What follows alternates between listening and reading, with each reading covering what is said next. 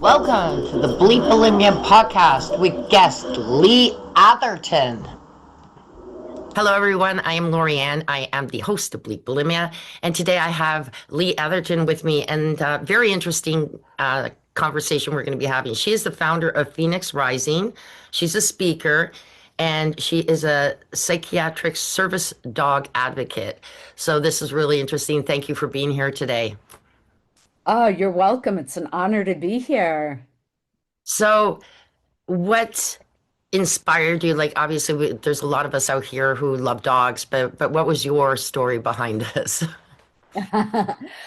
Uh, Several years ago, back in 2017, I got my first service dog, and he came about because in 2016, I had a brother who died by a drug overdose. And it was um, a difficult story. I'm the youngest in the family by a number of years, so my siblings were all older than me. This brother was a drug addict and an alcoholic. Um, and I kind of stood against the dysfunction in my family. Prior to his passing, there was an incident where he had attacked our dad, who came home from the hospital with open heart surgery. And we got him away from dad, told him he had to leave. He drove his dump truck into the house and then left. Uh, I called the police. Um, I and it's a choice I would make 100 million times over to do that. He ended up being in jail for the next 8 months, I think it was. Um, but gosh, if he had hit a kid and killed anyone, I would never be able to live with myself. As a result of that, though, he never spoke to me again. And it certainly caused a rift in the family. While he was in jail, it wasn't the first time he had been in jail, um, our dad went on to hospice and died. He didn't get a chance to say goodbye to dad. He wasn't able to come to the funeral. I used to feel guilty about that. But those are decisions he made. That's a whole nother story. Um, when this all happened, when he died, they all said they never wanted anything to do with me or my children again. And it was kind of a hard, not kind of a hard, it broke my soul, broke my heart. Um, I had three adult children at the time. I didn't want to burden them with my pain. That wasn't fair, because um, one of their cousins was a dear friend of theirs. Not going to bring them into the mix. Couldn't really talk to my husband a lot because he was too angry. And then someone said, if you want to talk about it, let's go out for coffee. So I went out for coffee, and this is a gentleman, he's a retired policeman. We share serving on a critical incident stress response team together. Um, and he has since gotten into mental health and services in many ways. Anyway, long story short, he said during this conversation, he said, "When's the first time your family abandoned you?" And it was kind of an aha moment because I had never put the pieces together. But I realized in that moment, wow, there were a lot of times when I was abandoned, not taken care of as a child should be. Um, and that just, it knocked me down. And between the depression and the anxiety and the panic that resulted, I was out of work for a couple of years, close to 3 years. Um, while I was in, there's a organization that serves first responders who have experienced traumatic events.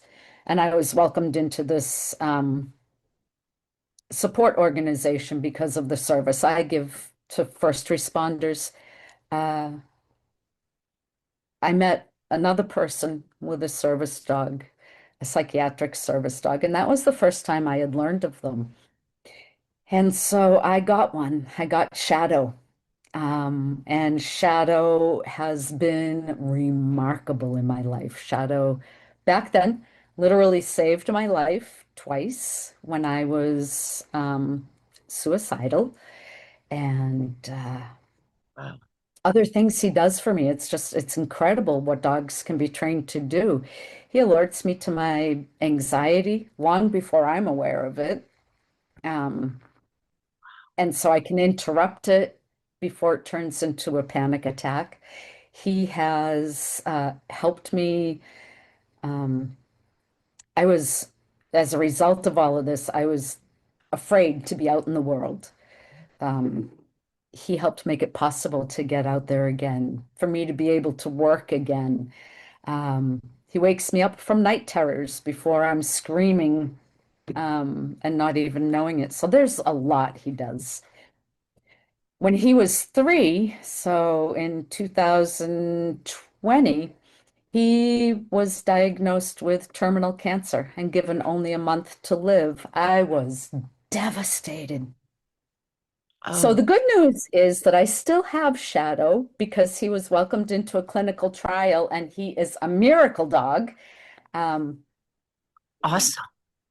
no one expected him for the cancer to be in remission and then declared cancer free. So, but I was encouraged by my dog trainer people, the people who helped me with Shadow, to get his successor while he was still alive. So I got a new puppy that am training. Um, and my daughter said, you should call, when you get a new dog, you should call it Phoenix Rising. Um, because it's like a phoenix rising out of the devastation of losing Shadow. And so, yeah, we got Phoenix Rising. A lot of people don't know that a service dog is outrageously expensive. So if you were to get a fully trained service dog, I'm in Massachusetts, would be about $45,000. Oh my gosh. Yeah. Yep. And so I had just spent all this money on Shadow I mean, and Canada. now needed now I needed to do it again. Yeah. Yeah. So my fundraising for Phoenix became a foundation called Phoenix Rising, Service Dogs Saving Lives. And it's an organization that advocates for psychiatric service dogs and for getting these service dogs into the hands and homes of people whose lives need to be saved, like Shadow saved my life. That is beautiful. So you're going to be helping other people who ultimately couldn't afford one to be able to have access to them. That is just, Yes. well, what a great cause this is, honest to goodness. Uh, Yep. so we were talking prior to this is where so you train the service dogs and I was asking you, is there any way that a service dog could be trained to help someone who's struggling with bulimia. So like to encourage them not to eat too much or if they're in the bathroom to rub against them to say, hey, I don't want you doing this. Like I know that sounds all weird, but it was just a theory. No, yeah. And of course it's never I don't think it's been done. I've never heard of it. So it would be an interesting thing to see if there is a possibility that this is a way that a bulimic can, um, whether it's recovering or actually just, and I think it would lead to recovery, but reducing the amounts of the times that they're having bulimic attacks or whatever. And really, bulimic attacks, in a sense, truth to be known, what I equate them to now talking about it, they were my anxiety attacks. Right. Right? But then I went to food to relieve my anxiety. And then, And get comfort and yeah, right? yeah. So I I trained Shadow and am training Phoenix with the help of a professional trainer who trains service dogs. So I'm not doing it on my own. I don't want people to think I'm having a fake service dog. Um, But with what I've learned, absolutely, I think a service dog would help bulimia. For myself, um, when we were talking before going live, my thought when you asked the question was, I'm secretive when I go into the bathroom, right? And if Shadow or Phoenix were taught when I'm leaning over, start barking, and other people in the house are going to know what I'm doing. So I can't hide it anymore, right? And they can absolutely be trained to do that. Or like you said, rub against you, give comfort, because isn't that a lot of just what we're looking for? That's, Um, yeah. or even the eating. They can absolutely be trained to watch when everyone's got different ways of expressing, but I just am nonstop, a bag of chips or nonstop with a box of cookies, just nonstop, right? They can notice that and they can be trained to take it away from you Or just or, make you feel like, oh my gosh, somebody's actually watching me. Because the whole thing too is the secrecy of it, right? But if you have that dog, right, the only thing is like, would a bulimic go and hide away from the dog? It's like I don't want you watching me. But it would be less likely than a human. Like a dog in the presence would be less.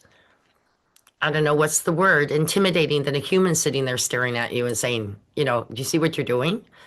A dog yeah, is more of a kinder way to say, hey, you know what? I'm looking at you. You're staring at me. Yes, I'm doing this again.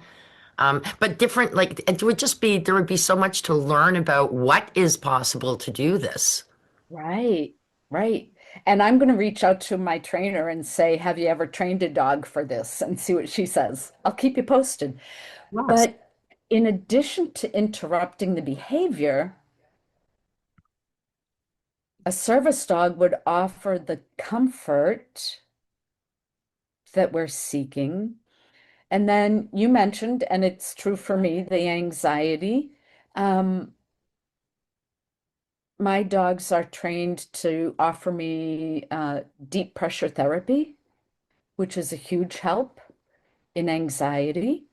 Um, and they're trained to alert me when the anxiety is starting. So I'm thinking, as we're thinking out loud here, that what what do you, what do our listeners do? What are the very beginning things that we're not even aware of before we're going for the food, Yes. right? And I know for me, my anxiety starts with shaking my foot a little bit. And Yes. Shadow is trained. It took a while to figure out that that's one of the early signs, long before I'm aware that the anxiety is ramping up. Shadow will come and he nudges me. And he doesn't stop nudging me until I acknowledge him and I start doing, might be deep breathing, or invite him to do the deep pressure to settle the anxiety. That is so interesting.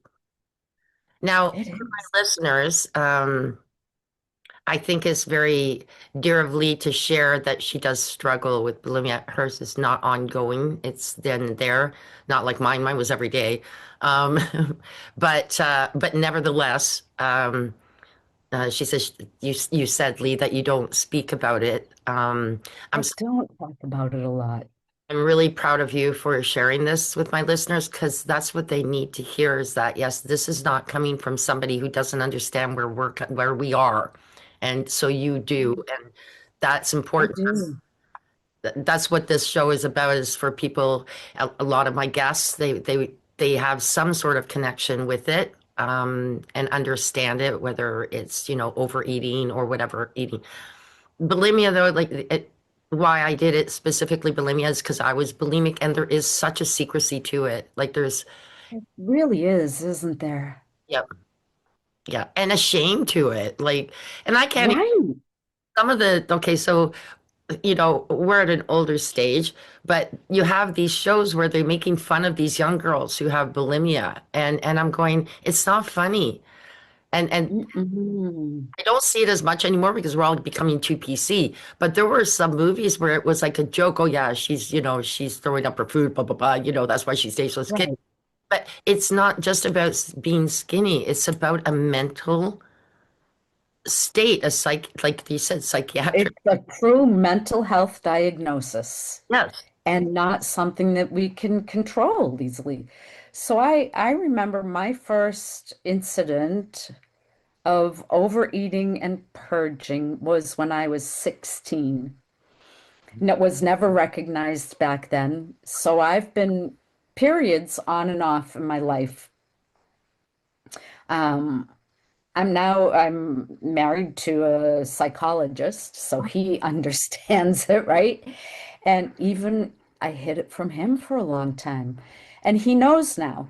I finally told him, but the shame and the secrecy are such that, a little over a month ago, we had a family crisis that has been overwhelming and devastating. And I found I'm back, right? Binging and purging.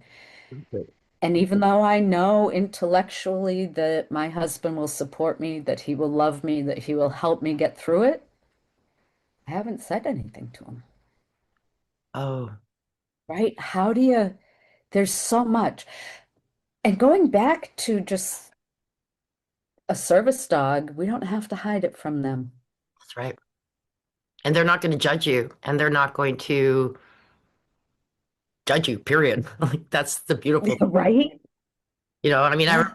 growing up when my mother found out, it was like, stop it or you're going to be thrown out of the house. Like there was, but again, I say this on the podcast, my parents didn't understand the scope. Mhm. And even my mom says today, because now we talk about it. And I talk about, my podcast and so she goes, I still don't understand it.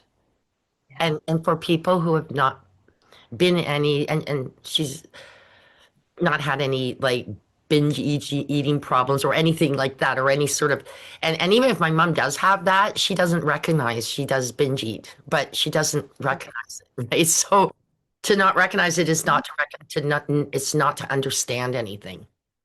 Yeah. Right. Yeah. Yeah. So, but yeah, I think this is so exciting, and you're going to have to definitely get back to me on I will. whether or not your service dog trainer has ever done this, ever heard of it, and you might be Yeah. at the front of something, That would be exciting. right? Right. So my foundation, Phoenix Rising, is um all about the hidden disabilities, Okay. right? How often you know, there are people with mental health diagnoses who just can't function. Yes. Um, on the outside, we look fine. Mhm. Those 2 to 3 years that I couldn't work, someone could look at me and say, what do you have a service dog for, right? And I did get that. But people don't see what's going on inside. It's true. And that's what I truly advocate for is don't just look at us and say you're fine. Yeah. It's interesting that you said that for a period there, like you couldn't get out there. I actually went through that. I had a business, lost my business, felt like a failure, ended up in this like, and I wasn't unhappy. Yeah. And it was actually during the period that I had actually stopped my bulimia. But then I had to deal with my emotions. And then I had to deal, I was in a job that was just so overwhelming. Like it was almost like being in a prison. It was like scary. So I quit the job and I just went into this closed up mode. I couldn't walk, I couldn't go, I could go walk outside my home, but I couldn't leave my property without super anxiety. It Yeah. was, it was like agoraphobia, really. And my Yeah. parents came and they said, you have to get out. And so they would come and pick me up and get me in their car. And it was like, it was awful. I wanted to go home. I wanted to go home. I wanted to be home. Um, but yet, Oh, and how if you came to visit me and you came inside the house, you'd never know because I'm fine in my right? room. Yeah, And shadow truly helped me. Um, so my work is very public, uh, speaking to large groups of people and being in the midst of people. Shadow really helped bridge. Is bridge the right word to use? Um, he helped me feel safe in the midst of people. He helped me, you know, everything became scary, which might sound weird. All you did was lose your brother and remember that you were abandoned, right? But that it became a global fear. And Shadow helped me feel safe with people, helped me feel safe with being outside the home. Um, yeah, that's there's really a lot that can be. that is really really very very interesting. Yeah, So and yeah. and I love that you said that there's some people, um, they're going through a lot, but they'll never show it externally. I have to say this. This is really interesting. I love my job, believe it or not. Here I am, 63, and I have the best job ever. I got it at 59. Who would have known? I never thought that I'd find a job at that age. Like, 'cause, I was so afraid when I lost my last job that I'd never work again because maybe Oh no. a Walmart greeter, yes, I could do that. I ended up being blessed with working for a company I had wanted to work for years, like 10 years before I started there, believe it or not. I loved their Mm. philosophies and so on. They hired me in a position that I never thought I would have ever been in. I actually, people come and get their cars. I do the paperwork and then I teach them all the technology, and I'm a techno geek. So Ooh. it was like, here I am in this part of my life. I'm just so happy. But what's nice is where I like coming back to the workplace. Um, there are some of us that I still struggle with anxiety. There's other people that do as well. Some have lost children, some are dealing with parents, but we're open and talk about it. Like, Mm. actually share it with each other at the workplace, and not in a way like, oh yeah, blah, blah, blah, blah. It's like, today I'm feeling stressed, this happened to me, and it's nice because even if the person is off, that Mhm. there's a reason. It's not you. You know what I'm saying? Yeah, yeah. It's such a beautiful environment where it's so family oriented, and so it's Mm. home away from home. Sometimes it's less stressful being at work than at home, actually. How awesome that you've found work that you love. Yeah, yeah, and the people Yay. that I love around me, like it's just so lovely. And believe it or not, my little Pico, the one that I told you, I have a little Chihuahua, by the way, listeners, that I purchased, I adopted. I like saying that. I don't like saying buying a dog. Adopted him after my 13-year-old was attacked by mink and passed away. So I called him my grief therapy dog. And I took him to work, and the owner said, "Can you please keep bringing him to work?" And so he is there Mm. every day, and luckily he doesn't bark because otherwise I probably never would be able to keep him there. But so many aunts and uncles that come and they all love him, and they'll come up and they'll take, "Can I take him for a while?" And they'll just come in. So, he's not trained as a service dog, but let me tell you, he does a big service to a lot of people when they're stressed or they're bored or he entertains them. And he loves it. Like he loves the people I work. It's like, oh, there's somebody else for me. It's like, so, and that's another idea too. Like, you know, literally, he is not a trained service dog, but serves his purpose at work for people. Yeah, he's a therapy dog, Yeah, yeah. right? So a service dog works for one person, their owner slash handler. A therapy dog gives that comfort, that welcome to a broader group of people. Love that your boss lets you and encourages you to bring him to work. That's awesome. And I can tell you, everyone that like, if I'm out talking to someone saying that, it's exactly what you said. They said, "Oh my goodness, you're so lucky to have a boss like that." Well, if you look at all the people I was telling you about and how they're like family, it always starts from the top because he's the one that's doing. Right?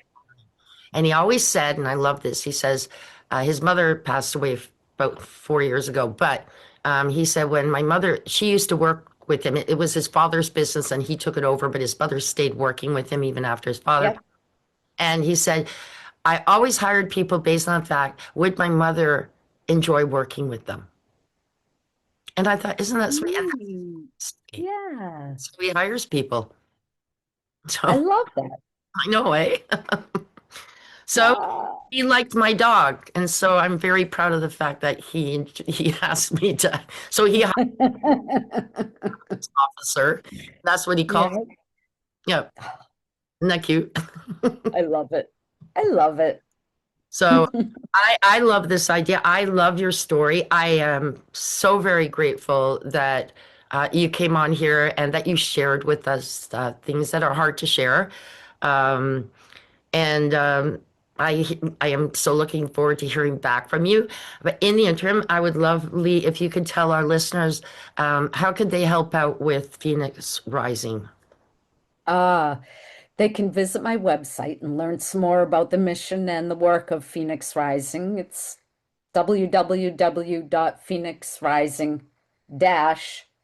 www.phoenixrising-sdsl for service dogs saving lives.com.